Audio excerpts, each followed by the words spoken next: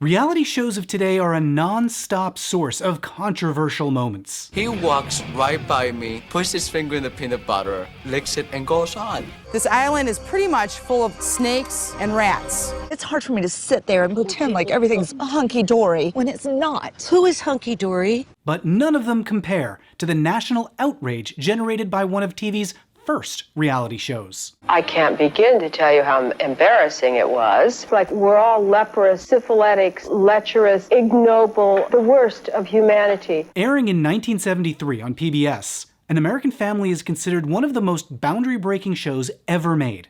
They didn't review the documentary. What they did was review the family. It aired out the dirty secrets of an unassuming family. I think you're a damn And the most divisive part was the gay son Lance, who became one of the most vilified figures in America. The New York Times published a homophobic attack against Lance, calling him the evil flower of the family. So what was the controversy? And was Lance really as bad as everyone said? When I saw myself billed as Homo of the Year 1971, I was really despondent for a while. This is the story of Lance Loud, the unapologetically queer teen who became TV's first reality star and set the stage for decades to come. The year is 1970, and PBS has a problem. Less than a year earlier, a group of educators, politicians, and TV producers achieved a long-held dream, creating a home for experimental educational shows like Sesame Street, Mr. Rogers' Neighborhood, documentary series like Nova, cultural programs like Masterpiece Theater. But now the question is, how do they get people to watch?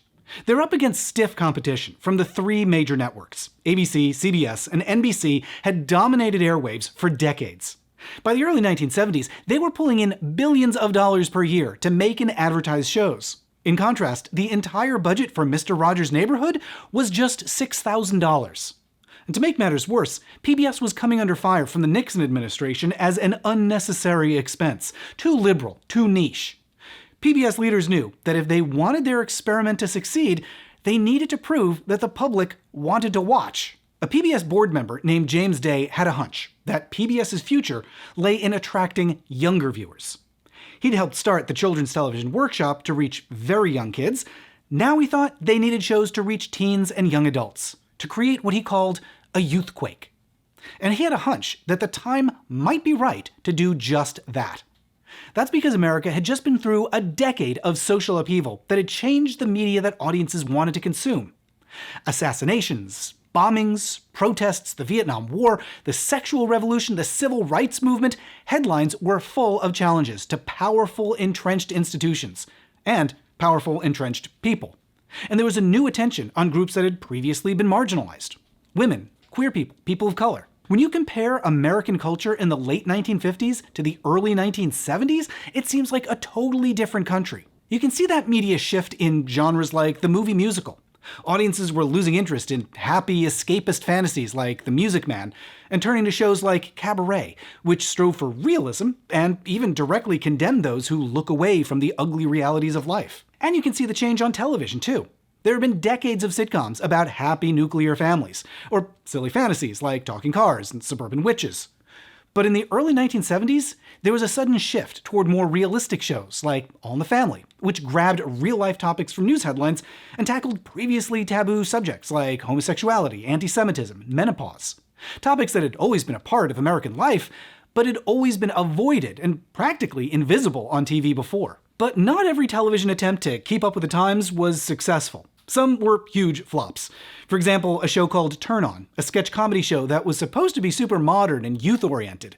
Well, Charlie, this is it. The first computerized TV show. But it wound up being so off-putting that in at least one market, the show was yanked off the air during the first broadcast. Girls, this is not wonderful. By the early 1970s, the culture and media landscape had changed so fast, nobody was sure what was going to work. That created an opening for PBS to make their mark. If they could find a way to draw younger viewers, that would give them the edge that they needed against the network giants. And one PBS producer thought he might have the way to do it. His name was Craig Gilbert. He'd made some documentaries about the military, he worked with the prominent sociologist Margaret Mead on a doc about cultures in New Guinea, but in the early 1970s, Craig's life was starting to spiral. Work was drying up, his marriage was ending, he was drinking heavily. Craig wanted to be fired from the PBS station where he worked so he could collect unemployment. But instead, station management asked him to pitch new ideas for shows, something to create that youthquake that would put PBS on the map. Craig had learned how to make anthropological documentaries about other cultures, and he started to wonder, could they do something similar about American culture? To peel back the covers on American life and expose the underbelly that you weren't supposed to acknowledge. And there was a reason that he was so fixated on that idea. With his own marriage falling apart, Craig told people around this time that he thought the institution of the family was embattled. He felt that American family life was on the brink of disappearing, and it should be documented before it became completely obsolete. His concept? Hire a camera crew to follow an American family around, record the realities of their lives, and show how they're nothing like the perfect scripted families on TV. His hope was that they'd show a family unraveling, to capture on film what he thought was the last gasp of the American family. Pointing cameras at real people wasn't a completely new idea. In the UK, there was a series called 7 Up. In the US, there were unscripted game shows and quiz shows that featured everyday folks. One of the most popular unscripted shows of the time was Candid Camera, kind of a precursor to Punk'd or YouTube prank videos. They'd hide a camera and then record people reacting to something surprising, like this.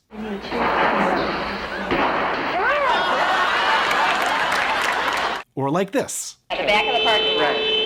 Is he kidding me? Candid Camera was super popular in the 1950s and going into the 60s. Some newspapers printed transcripts of the show, like today's reality show recappers. But Candid Camera was also very controversial. Commentators called the genre an infant monster and predicted that someday the country would be plagued by recording devices everywhere. The New Yorker called the show sadistic, an obscene perversion of the documentary. Plus, sometimes Candid Camera could be quite mean. Joan Rivers worked on the show briefly, and she hated it. There were ladies that just sobbed. You know, people that just cried and got frustrated. When something's too cruel for Joan Rivers, you know it's going too far. But Craig Gilbert, the PBS producer who wanted to document American families, didn't think of his idea as anything like Candid Camera. He thought of it more as research than entertainment. And he didn't want to turn a camera on someone for just a few minutes or for a one-episode special. He wanted to follow a family over a long period, to make them the main characters of an ongoing weekly series. So he wrote up a proposal. This was a long shot. Nothing quite like this had ever been attempted before. There was no guarantee anyone would watch, and following people every day with film cameras would be very expensive. But when PBS board member James Day read the proposal, he thought, maybe if it was done right, this could be more dramatic than the conventional documentary. He told people the concept was more than tempting, it was irresistible. So, instead of getting fired like he'd hoped, Craig learned that PBS had not only accepted his pitch, but they'd given him a budget of $600,000, that's about $5 million today, to make whatever he wanted. His reaction to the news was to get drunk for a week. Eventually he dried out and realized he needed to figure out how to pull this thing off. So he started a nationwide hunt for families to spotlight. His goal? To find a family that looked from the outside like they were living the American dream. But beneath the surface, they were actually falling apart. He wanted a family that looked like the show Father Knows Best, wealthy, suburban, and white. His co-producer, Susan Lester, later wrote, "Material success was important in what we were trying to say, because we were trying to play around with the American dream." For the next few months, Craig interviewed dozens of families. But nobody was quite right for what he was looking for. Then, he happened to get a lead. He'd been reading a novel called The Underground Man, a thriller about dark family secrets in suburban Santa Barbara. Craig was intrigued, and he got in touch with the author to see just how depraved Santa Barbara really was. Through him, he was introduced to a handful of local figures, and among them, there was a woman named Pat Loud. From the outside, Pat might not look like someone who would represent a family in decline.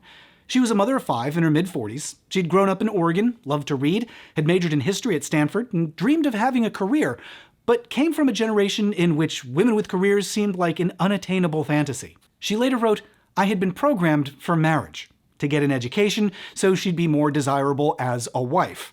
As her mother told her, be lovable so some nice man will love you forever. Be lovable if it kills you." The husband in question was a man named Bill. Bill and Pat were childhood friends. They'd started dating while Pat was at Stanford. She was shy and bookish. Bill was charming and thought of her as a brain. They got along well, though their courtship took a bit of a swerve in 1950. Bill invited Pat to Mexico and convinced her they should secretly get married, which they did, and then immediately got pregnant.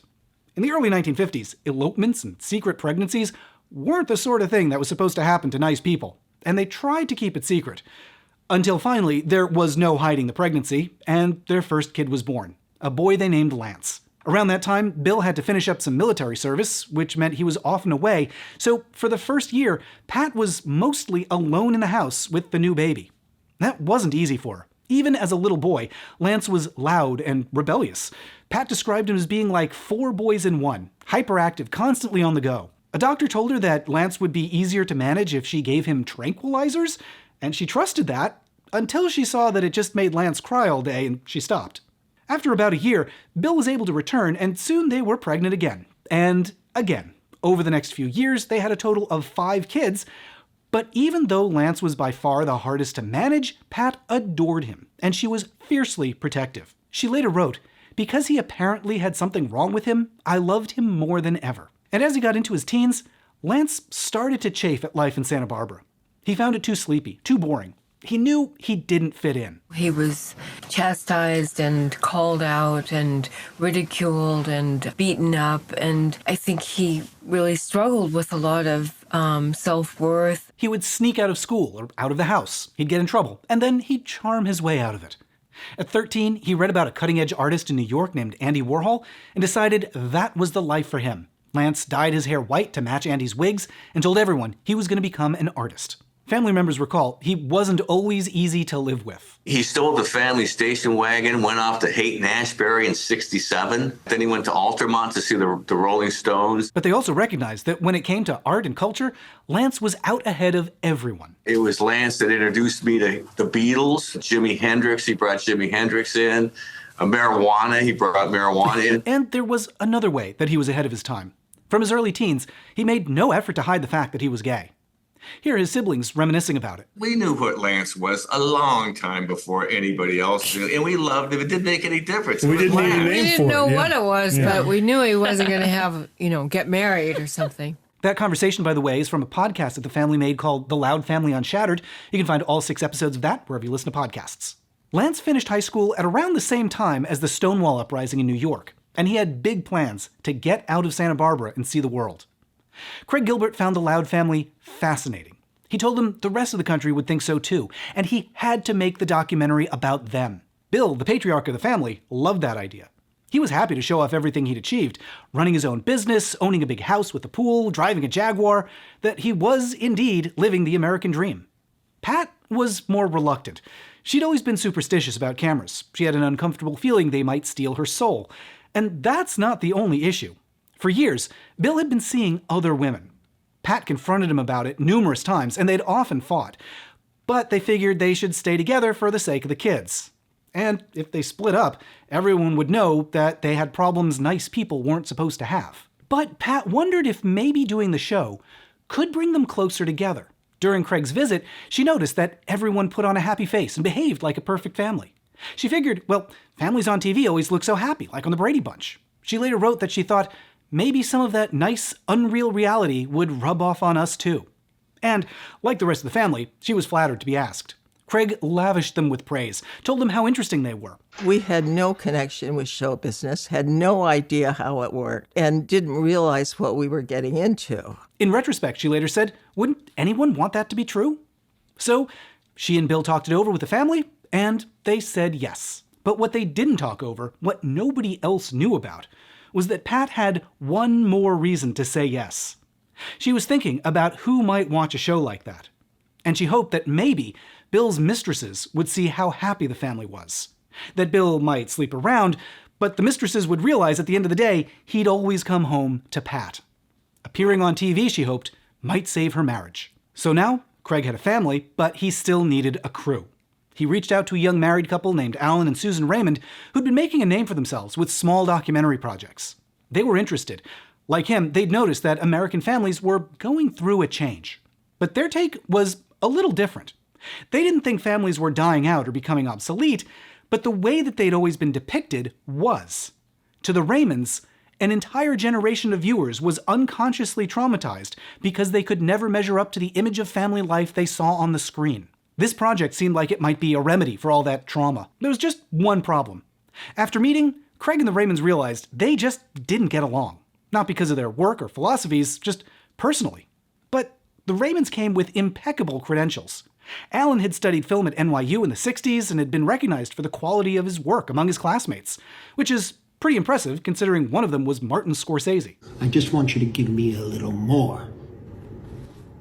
Brilliant! And since then, Alan and Susan had both been working with the Maisels, a brother and brother team that had just completed work on the widely acclaimed documentary Gimme Shelter.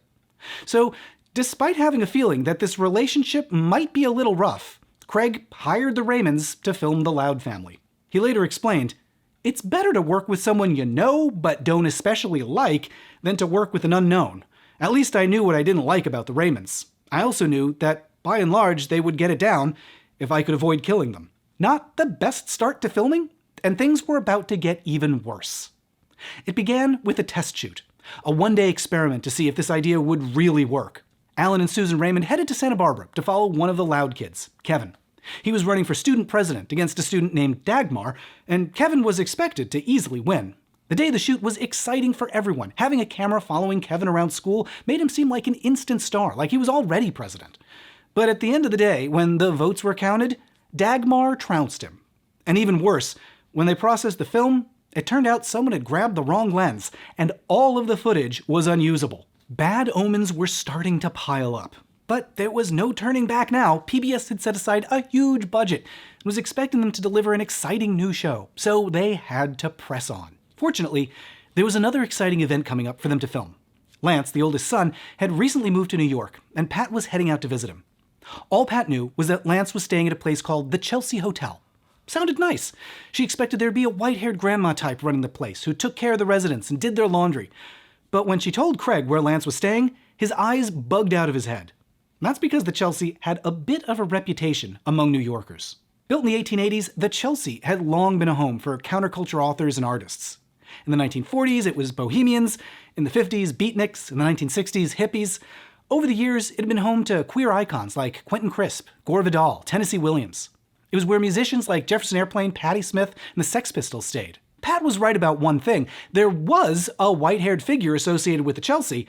Not a grandma, though, director Andy Warhol, who shot the avant-garde film Chelsea Girls there. The Warhol Association is probably what drew Lance. Living there gave him a sense of connection to his boyhood hero. But it wasn't exactly comfortable.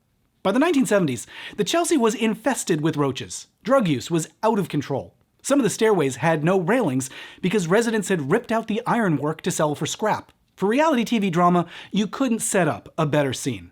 A mom who, by her own admission, had lived a somewhat sheltered life, about to discover her gay son living in a big city den of sin. Craig didn't say anything to prepare, just sent the Raymonds to capture her arrival, and, with any luck, the fireworks to follow. Pat arrived on Memorial Day weekend 1971. As she walks in, you can see her discomfort with the dingy lobby, with her son's tiny room, and with all the commotion. Lance had surrounded himself with a bunch of other queer folks, underground artists, performers, punks. At one point, we see Lance introduce his mom to Holly Woodlawn. That's a Warhol superstar. Holly was a trans woman who'd hitchhiked up from Miami, FLA in her teens, and by this point was famous, or infamous, for risque, avant-garde roles on stage and screen. Holly, I want to get your opinions on group sex. I would never have sex with a group. Under any conditions, even in a movie? Well, if it's in the script, yeah, of course. Holly had a fascinating life. She's one of the people mentioned by name in Lou Reed's song Walk on the Wild Side. She was once arrested for impersonating the wife of the French ambassador to the UN, among many other adventures.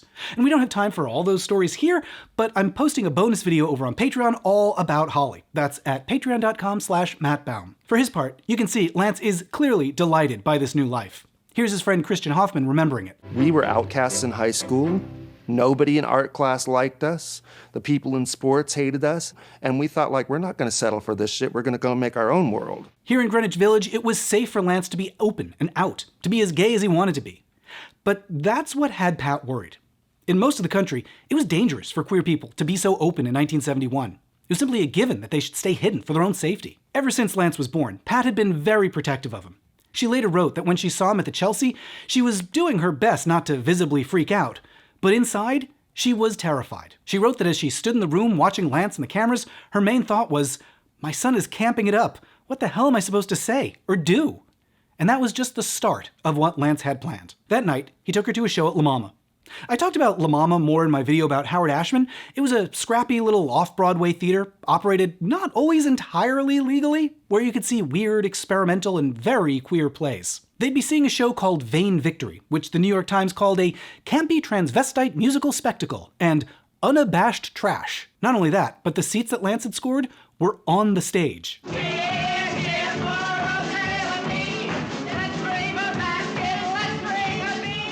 Why bring your mother to something like this?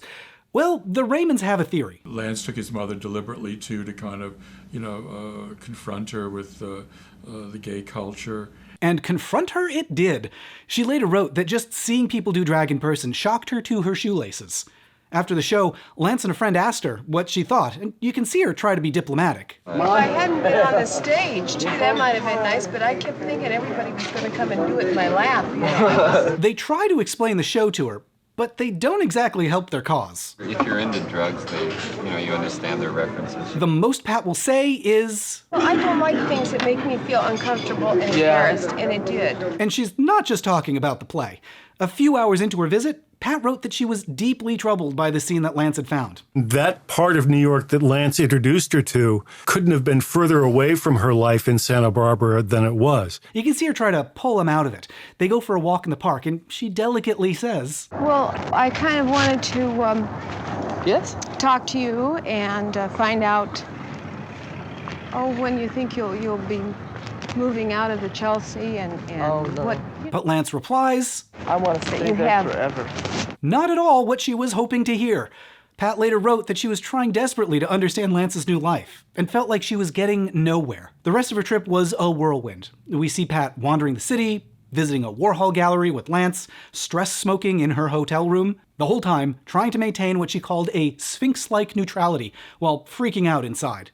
As she was getting ready to leave, Craig, the producer, took her aside and he asked, Patty, what do you really feel about Lance?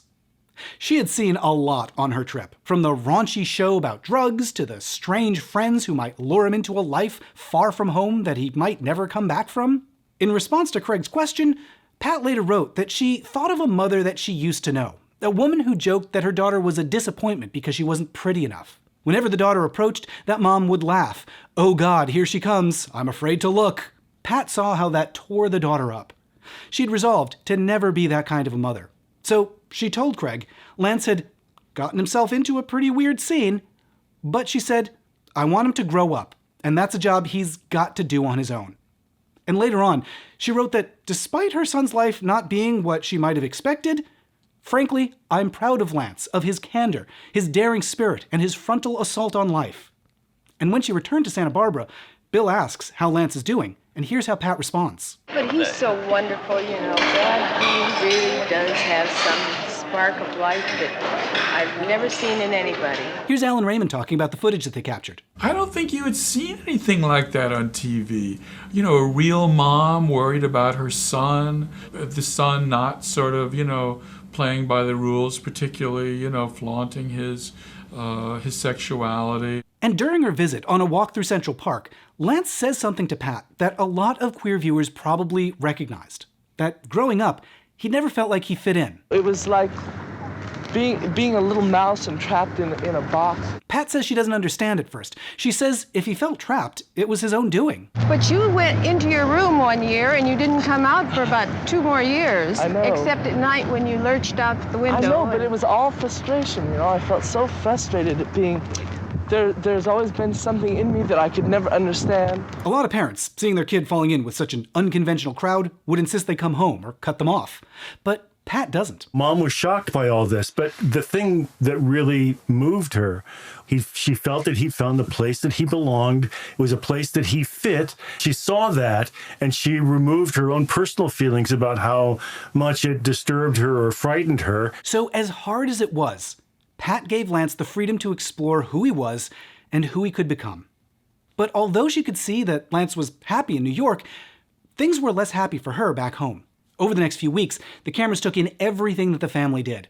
Sometimes they'd catch fun moments, like the kids planning a party. And I want everybody to stay out of my liquor cabinet. Is that clear? It's a little late for that, isn't it? Other times... Some days nothing happened. There was a lot of, going shopping for shoes that we started to film and things like that. But there was a friction starting to build. Even with the cameras there, Bill continued to cheat on Pat. At one point, they're at a local festival. Bill sees a pretty woman across the room, and he runs over to flirt with her in front of Pat and the cameras and all their neighbors. Pat just sits at a table, fuming and ordering one drink after another. She knew Bill well enough to know that he felt protected by the cameras, that he assumed she wouldn't dare make a scene with people watching. But after a couple drinks, she thought to herself, the hell I wouldn't. Later that night, the cameras catch her tearing into him. And I think the things that you do are shitty, but I think you're a goddamn asshole. And that's not even the worst of it. Alan and Susan Raymond stopped filming at this point, claiming that the place was too noisy, but really, they just felt uncomfortable, that this was getting too personal, too unpleasant. Pat's hope that the happy unreality of TV would rub off on the family wasn't panning out. Then came even more stress. Over the summer, Lance headed to Europe with a new boyfriend. It was a messy trip. Their plans were vague and they had almost no money. Craig hired a crew to follow Lance around, and the crew got so worried about him that they wound up buying him dinner a couple times. Lance tried writing home, asking for money. In response, Bill told him he'd send a letter to help him out. Here's Bill telling some friends what he put in the envelope. And I said, if you'll just cut this open, you'll have that secret answer, the whole thing. And inside I wrote work, Pat was getting more upset than ever about Bill not helping Lance, about the ongoing affairs, about everything. But to Craig, that drama was TV gold, exactly the kind of strife that he'd hoped to capture. And he pushed Pat to unpack her feelings on camera, even when she didn't want to. But he got some pushback on that from Alan and Susan Raymond. I also thought it was unethical. It was just really grinding these people into the ground. When Craig demanded more drama, the Raymonds would sometimes refuse to film, which led to heated arguments behind the scenes. Alan later told an interviewer, interactions with Gilbert range from fistfights to not talking to one another for weeks on end. Pat saw that the crew was concerned about her, and as the weeks went on, filming had an impact that she hadn't expected. She was starting to feel less alone. She had suddenly a support group for her in the form of Craig and Susan and Alan and Susan pulling for her. Pat wrote, I was less frightened and more sure of myself, partly because I now had an unprecedented amount of support. It all comes to a head when Bill leaves town on a business trip. But he forgets to do something before he leaves. Tell his mistresses he won't be home. In his absence, Pat got multiple calls from women who would ask for Bill, and then get indignant when Pat asked who they were. Finally, she made up her mind about what she was going to do. First, she went out and bought $400 worth of clothes and charged it all to Bill. And then she made some phone calls. When Bill got home from his trip, he was all smiles. You can see their daughter Delilah greet him happily at the door, and then Bill sees Pat waiting for him on the couch. Watch how that daughter senses that there's trouble and gets out of the room. Pat keeps her cool. She tells Bill what she's been up to while he was away. I have spoken to a lawyer, and this is his card. He would like to have you get in touch with him, and I'd like to have you move out. It's just like that. She's not asking. She's telling him, we're through. Bill is surprisingly unemotional. Well, that's a fair deal. I figured you'd think that. I think it's short-sighted on your part, really. Pat comes off as strong and confident. Everybody is in very good shape. They all understand the problem, and they all understand it is only between you and me. Taking a stand like this wasn't easy. Divorcing my dad was like walking off a cliff. It was one of the most painful things that she ever had to do. Yeah. So she just made a choice and did it. And after Bill leaves, we can see her sitting on the bed, looking exhausted. I think she was mad as hell. I just think she was so angry. For context, this was just 2 years after California became the first state to legalize no-fault divorce. Before that, if a woman wanted to get out of a marriage, she had to get the husband's permission or provide proof that he had done something so terrible the marriage could never be saved. Pat was now in largely uncharted waters, a single woman by choice, but unsure of what her future might be. At first, Pat looks like she's all alone, but she's not. Not long after she told Bill to move out, Lance flew back to Santa Barbara. He told the Raymonds he'd seen his parents fight before, but this time he said he really needed to pull his mom together. Over the next few episodes, we see him move back into the house, and his siblings could see, after his time in New York and Europe, Lance had changed. He was like a different person because he he found that he had a future and he had sort of found himself, that he was much kinder and much easier to be around. There's a very sweet scene where he has an impromptu fashion show with his mom and his siblings, trying on clothes and makeup with them. The shots of Lance applying makeup would have been pretty groundbreaking for TV of the early 70s. Right around the same time, David Bowie was shocking audiences with his Ziggy Stardust character. And even 20 years later, a boy wearing makeup on TV was still somewhat scandalous. He's a child. He's obviously very confused. No, he's not confused. He wears eyeliner. He does? He wears eyeliner? In the post-separation episodes, you can see Pat and Lance going through something similar. No-fault divorce is new. Gay pride is new. Both had always been a source of shame in the past. But for both Pat and Lance, a whole new world is opening up, where they have the freedom to pursue dreams they never could before.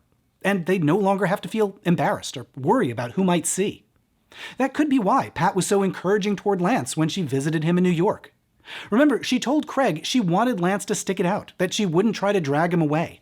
Maybe that's because, when she was Lance's age, she put aside her own dreams of having a career, so she could fit in with everyone else's expectations. Now, in 1971, Pat's free to start over, just as Lance is starting out.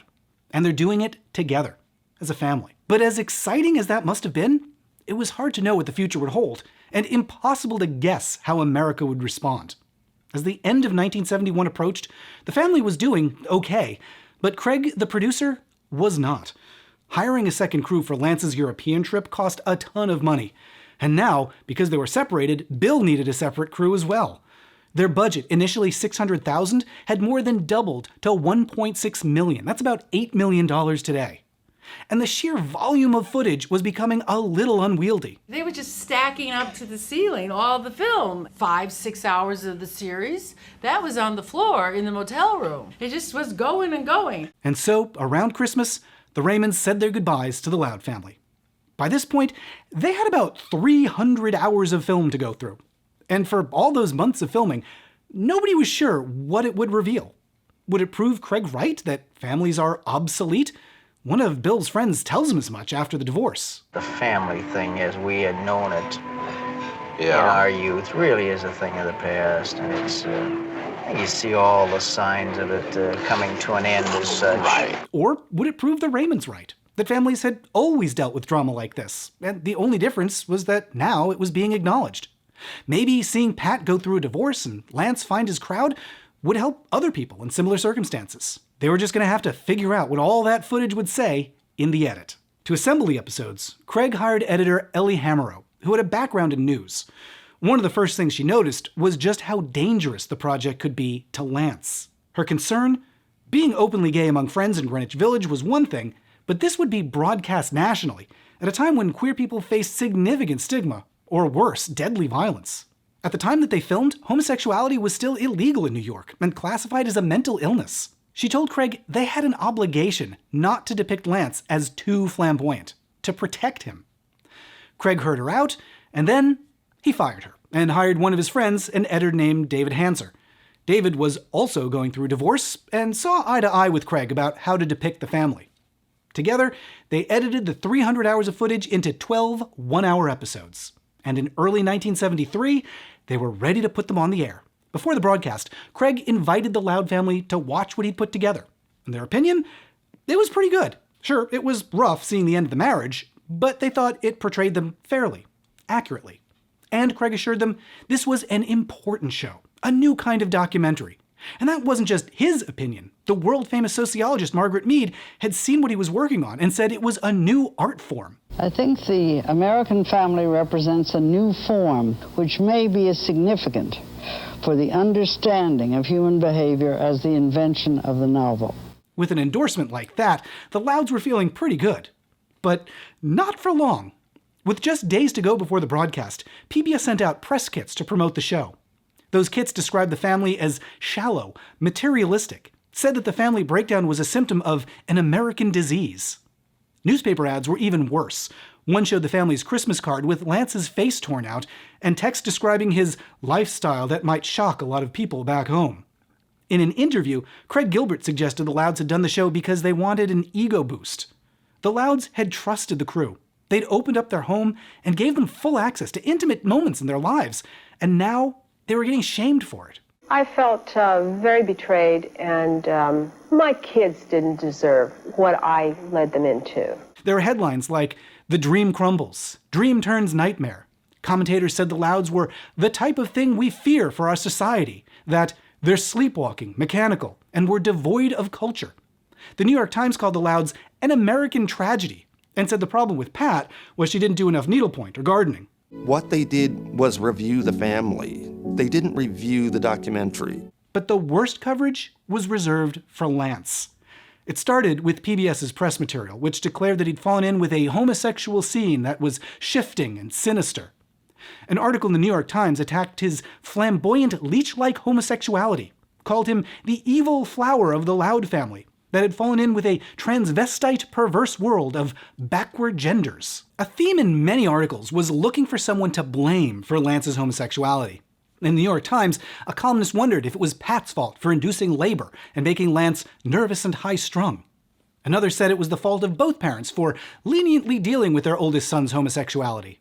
One said that seeing Lance on TV made him physically sick, and that it was the documentary crew to blame, that having cameras there removed Lance from his natural state and made him join the freaks. Lance even got anonymous phone calls from people trying to diagnose his abnormality. Even worse, articles suggested that Lance was the problem with the family, that he caused the rift between his parents, a bad seed hiding inside the family that destroyed it from within.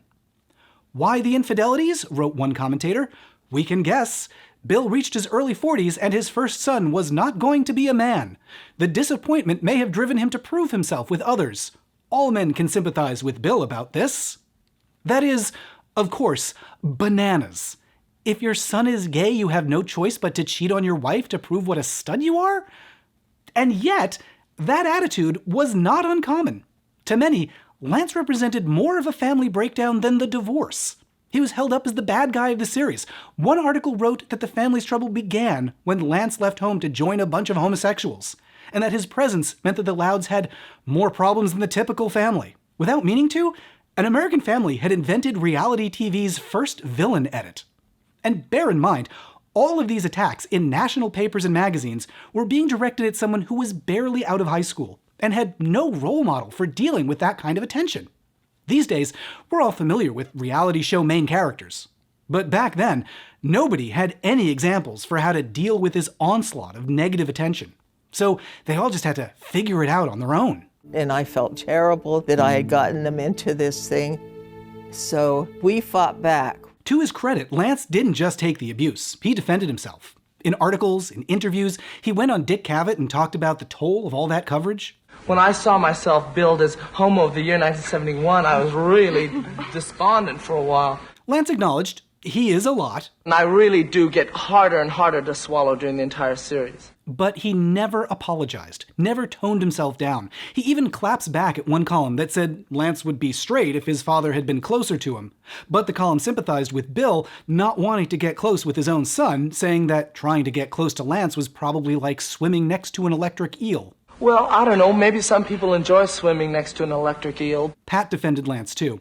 When asked if she minded that her son was a homosexual, she replied, "Quite frankly, I don't sleep with my son, so his preference in bed is none of my business." Looking back at it now, the wildest part of all this is that so many people blamed Lance or Pat for the family breakdown, but almost nobody blamed Bill. Often, Bill's referred to as a victim, like in that New York Times article that suggested Bill had to cheat on Pat because his son was gay. The same article noted that men are burdened by children and need adventure, conquest, fulfillment beyond the marriage bed. It's like the divorce is something that happened to him instead of him causing it with his infidelity. So, why did so many blame Lance before Bill? Well, to many, Bill looked like the embodiment of the American dream. Rich, powerful, drives a Jaguar, enjoys women on the side. It's what so many men were brought up to believe they were entitled to. And to blame him for the family's problems would be like blaming the American dream. A gay son, on the other hand, was never part of that dream. Media had often shown queer people to be deviant, dangerous. Americans consider homosexuality more harmful to society than adultery, abortion, or prostitution. And because Lance was so visible and unapologetic, he was the perfect scapegoat for all of the family's problems. Viewers could look at him and say, he's the abnormal one, he's the problem. My family's safe as long as I can keep out deviants like him. And unfortunately, that's a tendency that hasn't really changed to this day. It's still a lot easier to pin blame on someone who's different, an outsider, than to blame whoever's in power. So, where did all that leave the Louds?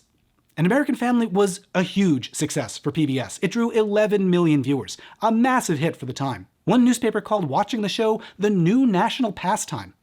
But it also painted a big target on the family. Newsweek later featured them in a cover with the headline, "The Broken Family." Esquire gave them a dubious achievement award, which they shared with the star of Deep Throat. Critics and commentators were overwhelmingly scathing. Not about the show, but about the family. And Lance and Pat bore the brunt of it. As the episodes aired, they were among the most criticized figures in America. But not every viewer felt that way. Some viewers saw something familiar in Lance and Pat, even aspirational. Letters started arriving at the house. First just a few, then a stack, then boxes upon boxes. Eventually thousands, filling rooms in the house. A lot of gay kids from all over the country wrote in and they said how inspired they were to live their own lives, to be who they are, and Lance inspired them. At the start of the project, Craig Gilbert had told the Louds that the show would be important. And it turned out it was. Not in the way he expected, but to women, to queer people. People who found hope in the way that Pat and Lance had begun to explore these newfound freedoms that just a few years earlier didn't exist. And despite all that negative attention, when Lance was asked if he'd do the show again... Just a show of hands, anyone who wouldn't do it all over again. Anyone here? You'd all do it again, or sorry, you did. So as the hubbub from the broadcast died down, they found themselves wondering, where do we go from here? Lance knew he couldn't stay in Santa Barbara. Here's his sister Michelle on the family's Unshattered podcast, recalling an incident from around this time. He was arrested by the police department and beat up. Dad went down and got him out of jail, and he had a broken nose and he was bloody. And then they listed his name in the Santa Barbara News Press for being arrested for solicitation. And he came home and he just cried for days. At the time, it was fairly common for cops to arrest someone just for looking gay or for flirting in public, and then to put their name in the newspaper under spurious charges. Lance knew he had to get out of there. But how? Well, he'd started a band with his high school friend, Christian Hoffman, and they realized that the broadcast might raise the band's profile. Pat encouraged Lance to pursue music. She even insisted that if a talk show wanted to have the family on, the show had to feature a performance by the band. They arranged a tour, some TV appearances. They even auctioned off a day with the Louds for a PBS pledge drive in what is probably the second strangest pledge drive in PBS history. Now, this is another in the continuing series by Brian Swords of his very amusing paintings of rats in unusual circumstances. And as a ticket out of Santa Barbara, that worked. The band, eventually known as the Mumps, toured the country, picked up a following, settled down in New York to get their foot into the city's nascent punk scene. Pat, meanwhile, was eager to get out of Santa Barbara, too. Everyone just stopped calling her because she was divorced and single and then had been in this series, and everyone thought, why would you do this? And it was a painful period. Pat decided to pursue her lifelong love of books. She moved to New York, not far from Lance, found a job in publishing, and worked her way up to being a literary agent. Across the 70s and into the 80s, Pat helped a lot of queer authors find publishers for their books, like the landmark novel Dancer from the Dance, which is still regarded as one of the best accounts of queer life in New York after Stonewall. Pat was also a frequent sight whenever Lance's band played. By this point, the Mumps had developed a serious fan base. They were one of the core acts at CBGB, the club that helped birth New York punk. Just like Lance, the band was energetic, unapologetically loud, and lots of fun. Fans loved the chaos. Sometimes riots would break out at their shows. They played alongside the Ramones, Blondie, Cheap Trick, Devo, Van Halen. They were considered stars. At one point, the Talking Heads opened for them. And over the next few years, Lance and the band watched as many of the acts that they worked with were signed and went on to major stardom. But not the Mumps, for one very simple reason. Here's Lance's sister, Delilah, on the Unshattered podcast. The Mumps were right on the crest of getting a major music contract with Casablanca Records, and they ended up going with a little band called Kiss instead. Even though they loved Mumps, they didn't want a gay guy as the front runner. According to Lance's friend, Christian Hoffman, an executive at A&M Records told them point blank, "We don't want the gay band." That rejection weighed on Lance. And so did the notoriety of being the gay son from that show. Here's his friend David Keeps. By the age of 20, he had done his masterpiece, and he wore being a gay man, and he wore being a brave soul like it was a piece of chiffon, when in fact it was really a very heavy piece of armor for him. As they got into the early 80s, the strain got even worse. Denied breakout success, the band members decided to call it quits, and Lance started to spiral. When the Mumps broke up, that was, I think, the lowest point in Lance's life. And I believe that at that point, that's when he really got into the crystal meth. For the next few years, he struggled to stay afloat. I was always hounded with this feeling like people would always expect something of me after that, like me to be some hideous thing or some crazy, brilliant guy, you know, and their expectations would always make me feel very, very self-conscious. It's hard to get an accounting of Lance's life in the aftermath of the band's breakup. When family and friends talk about that period, it's a blur. Other former band members went on to work with Patti Smith and Iggy Pop. Lance floundered. But then he found something that gave him some focus. Back in 1971, he had moved to New York to pursue a job in an underground magazine, a job that never panned out. But with his background as a punk performer and his connections, he realized he was uniquely positioned to write about that scene. Andy Warhol's magazine Interview gave Lance a regular music column, and it turned out that he was an outstanding writer. He covered queer culture for The Advocate, he wrote for Rolling Stone, Vanity Fair, American Film. He wrote a revealing interview with Arnold Schwarzenegger for Details, and he did an extensive oral history on the making of Blade Runner that's regarded as one of the best looks at behind the scenes of the film. Lance's greatest gift as an interviewer was making celebrities feel comfortable opening up about their lives, because he understood being under the microscope. He was on their side, and he was fascinating. Here's Lance's friend, Rufus Wainwright. Lance would often say to me, you know, Rufus, the worst thing that anybody can do, worse than murder, worse than robbery, worse than anything, is to be boring. But throughout it, Lance still struggled with his health and with addiction. He had a rock bottom moment early in 2001. He woke up one afternoon in a hospital with no idea how he got there. The doctors told him someone had found him face down in a puddle at 4 a.m. They were worried about his health. He had a septic infection in one leg, his liver was failing. For the last few years, he'd been living with HIV and hepatitis C, managing his health as best he could. But now, he was starting to fall apart, he wrote, from all my unbridled drinking, drugging, and unsafe sex. This wasn't just a bit of bad health. Doctors told him his body was shutting down. They're at the stage where I go, well, how long do I have? And they go, well, everybody's going to die, Lance. I know that can't be good. But he didn't have to weather this alone. For the last few years, he'd been sharing a duplex with his mom. Pat dropped everything to care for him. And his sister Michelle quit her job on the East Coast and moved across the country to help him. But in typical Lance style, he had a few more surprises for them. One day, he told his family he'd gotten back in touch with Alan and Susan Raymond and asked them to come out and make one more documentary about them. He told the Raymonds, and I want you there when they wheel me out.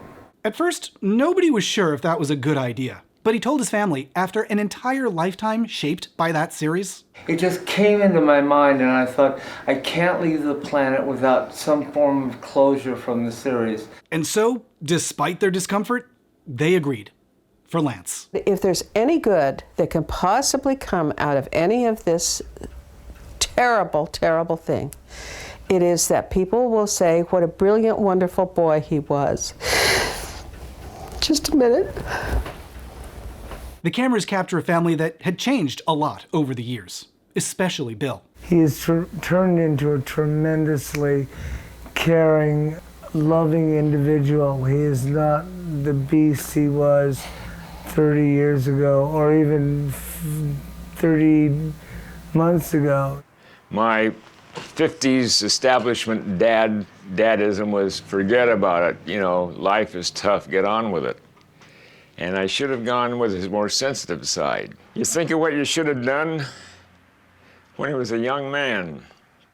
Lance entered hospice late in 2001. His family was never far, and that's when he hit them with one more twist.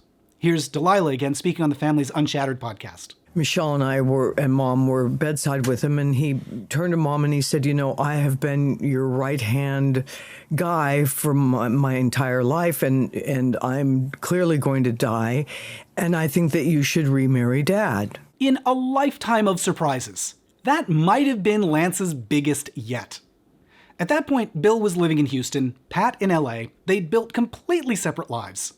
But Lance explained, you need to have somebody in your life that is your right hand and a friend and is going to be through your next decades together. What could Pat say?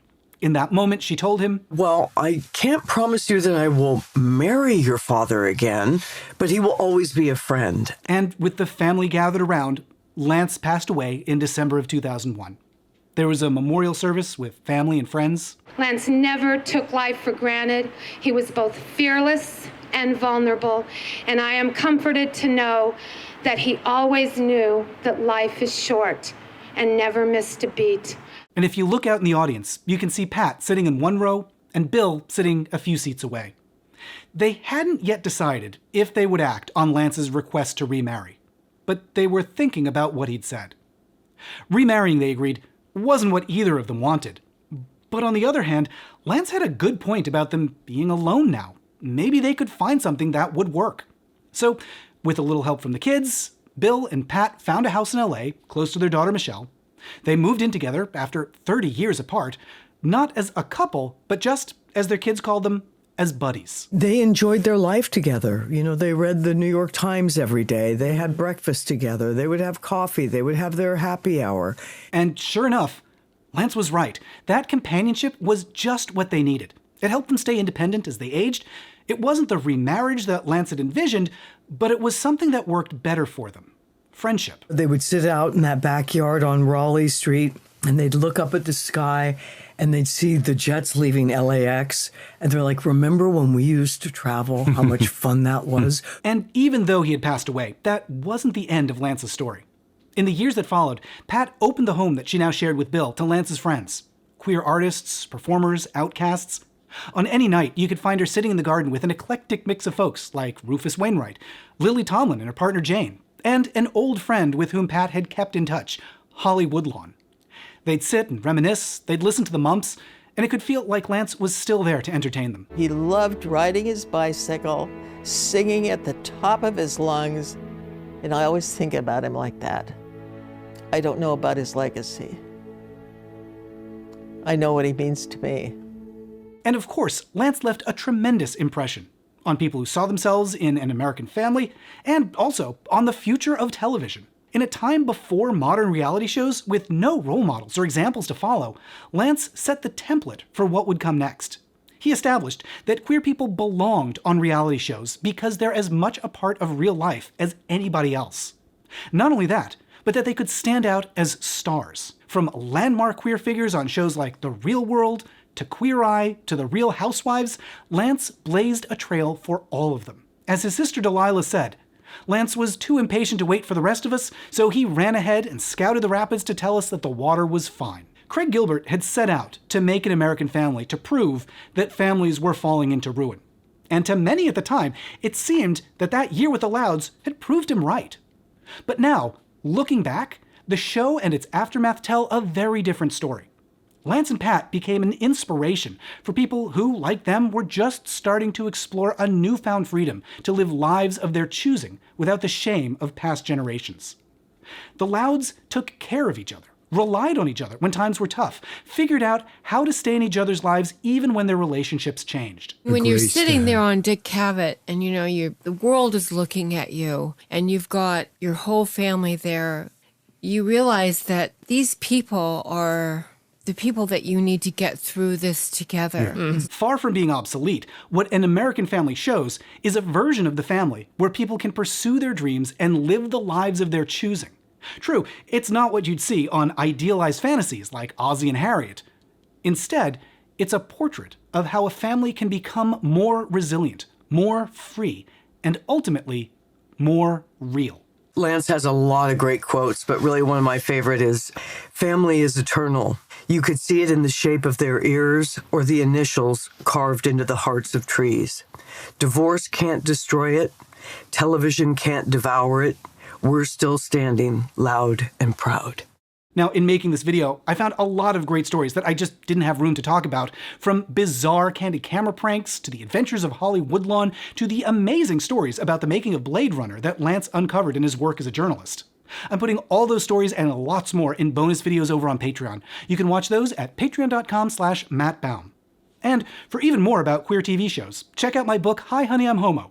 It's a guided tour of sitcom history and the queerest moments of the last 50 years. You can even get a signed copy, which makes a lovely gift for you or someone else. You can pick that up at gaysitcoms.com. Huge thanks to everybody who makes these videos possible on Patreon. Thanks to the staff at the Seattle Public Library and the University of Washington Libraries for the research help.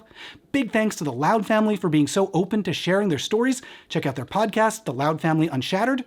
And big thanks to Grant Loud for speaking with me about the details of Lance's life. Now, if you'll excuse me, I've got to join some friends for some holiday shopping. They'd open their coats and I go, my God, how many dresses can you shove into that coat?